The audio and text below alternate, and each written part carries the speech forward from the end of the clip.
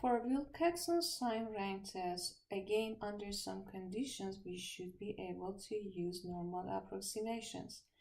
When n, number of samples, number of observations, is greater than 20, then W plus has approximately normal distribution with the average and standard deviation or variance provided over here.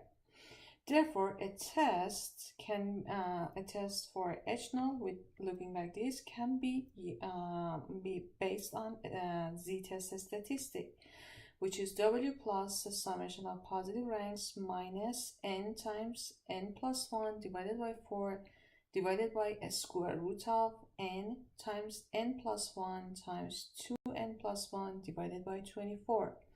Similar to sign test, have it in mind that n is actual number of observations, including positive, negative, and zero differences. So n is actual number of observations. For the same example that we solved in previous video using wilcoxon sign rank test, I know that we do not have 20 observations, but just for the sake of practicing that, I want to use the normal approximation and see what will be my conclusion for this. So following the equation we already solved this problem, and we knew that our decision, because W plus was 36, W minus was 9, and we compared that with critical threshold of 5, our decision was failing to reject H0. So in this example, what I need to do is to use normal approximation. So over here, W plus was 36. I'm simply plugging the values that we have. Minus n, total number of observation was 12 times 13 divided by 4. In the denominator, we have a square root of 12 times 13 times 2 times 12 plus 1, which will be 25, divided by 24.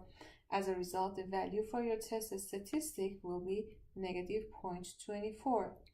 Okay, I have a two-sided test, and I know alpha is equal to 5%, so I have to compare it with 1 point z alpha over 2 on this side, negative z alpha over 2 on this side. Anything below these values or above these values will be your rejection region.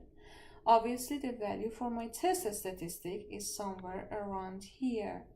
So again, my conclusion using the normal approximation will be failing to reject H0 because I am in the fail to rejection area.